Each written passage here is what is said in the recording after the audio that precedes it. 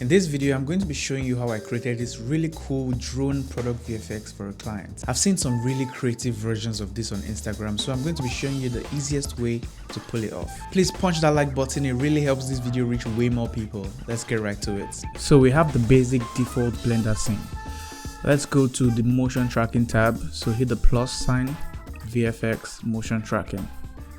Now open the video you want to work with. I'm working with this vertical video. There's a little bit of movement there, that's why I'm tracking it. If it was a stable stationary video, I would have used FSpy. Check out my last 3 tutorials to learn about that. So open. Now this is the clip.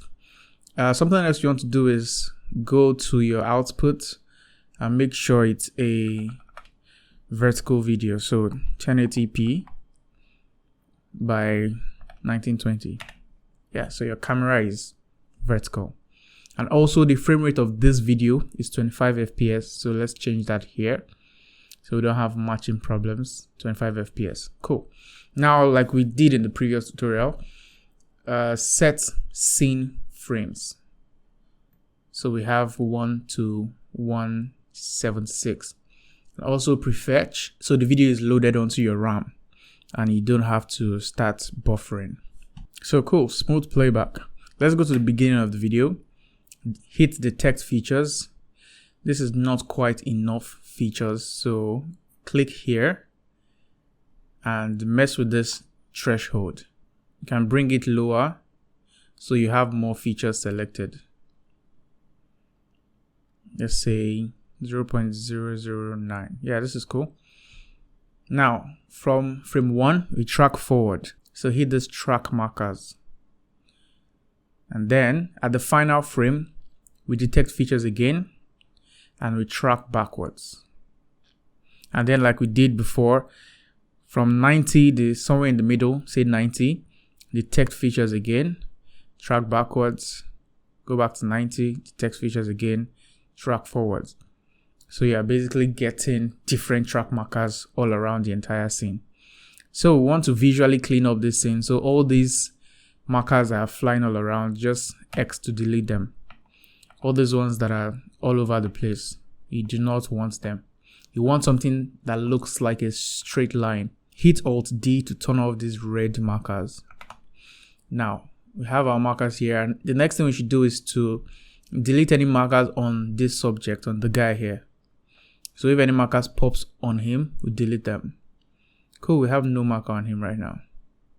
And there's also this lady, I don't know if it's a lady, this person in the background. Yeah, any marker that pops on them should be gone too.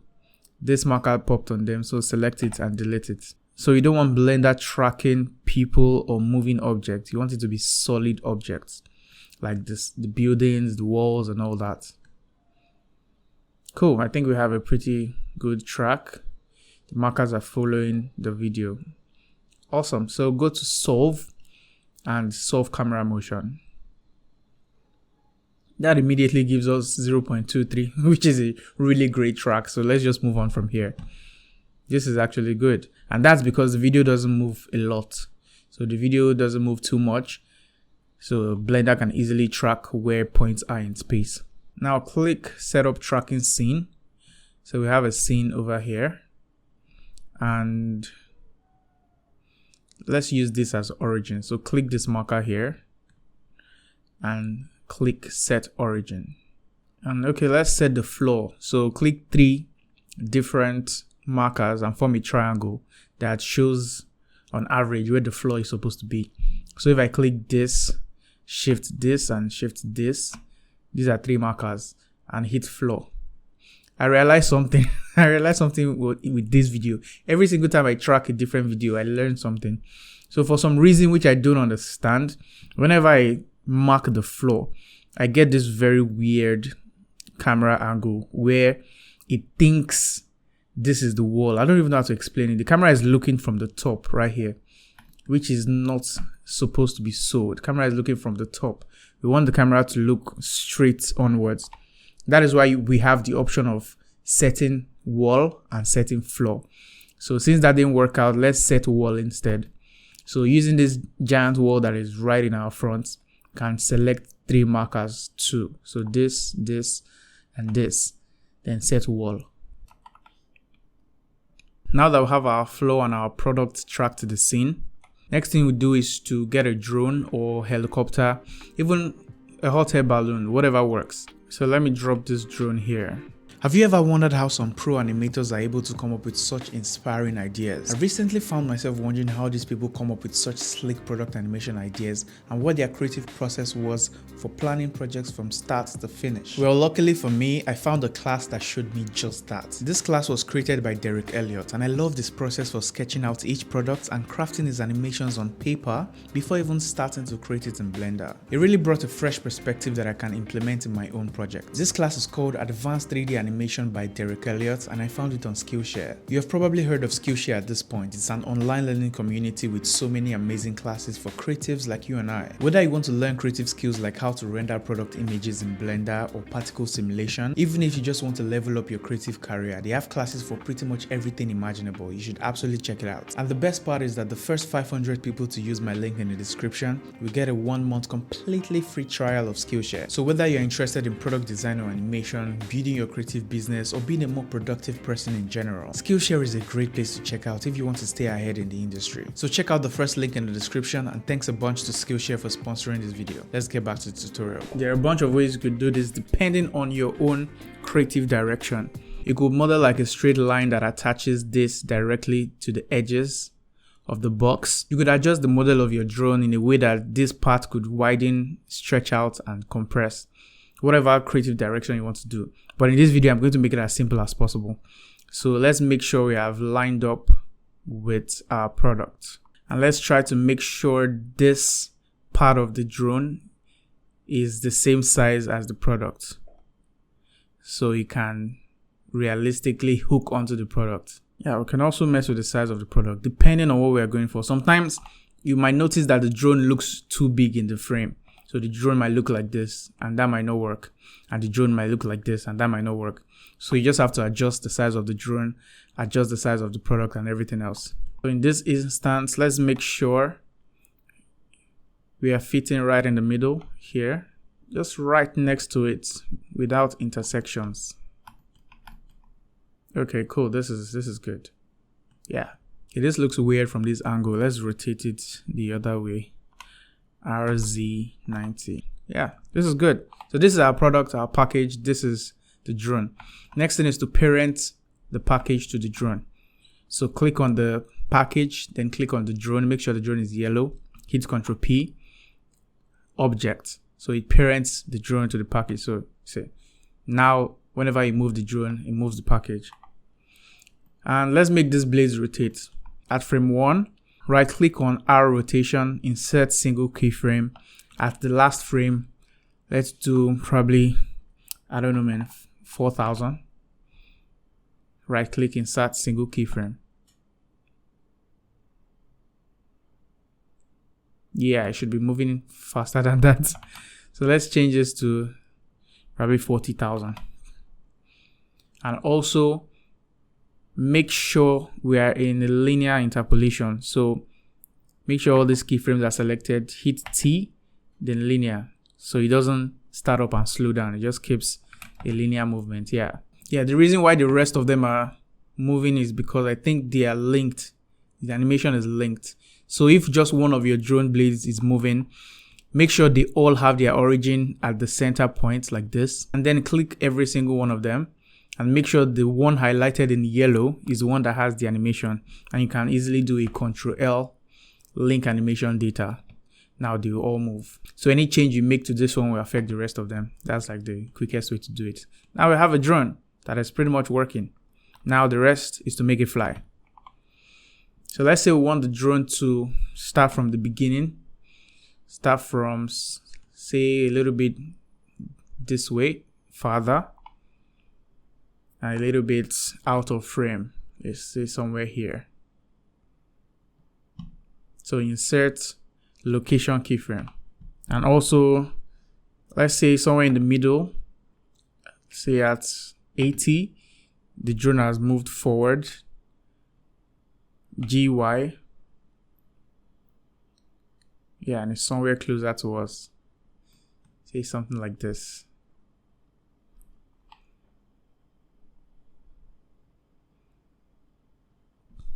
Cool. Okay, this works. So insert location keyframe here. And also at the end, last frame, let's take the drone out. So here. Also, let's move it backwards so it goes this other way. Insert location keyframe. So let's just see how that looks without any change. Okay. Make sure your mouse is hovering over the timeline and hit Shift F6. Take you to the graph editor. We want the drone to spend some time in the middle here, around this 60 to 100 mark, so you can drop the package. So let's focus on the Z location. So you can see it comes from here, then it goes all the way down here, then immediately goes back up. So what we can do to make it spend more time here is to click on this keyframe, hit S and scale it. So it will spend more time flat before it starts going up. So let's see how that looks now. Yeah, it spends some time here, this level on the Z axis, before it starts moving. And we can do this for the other guys too, especially the X location. So we want it to spend some time here. So one thing we can do here is to rotate this and scale it. And then let's adjust this other ones too, so it doesn't feel unnatural. Yeah, so something like this.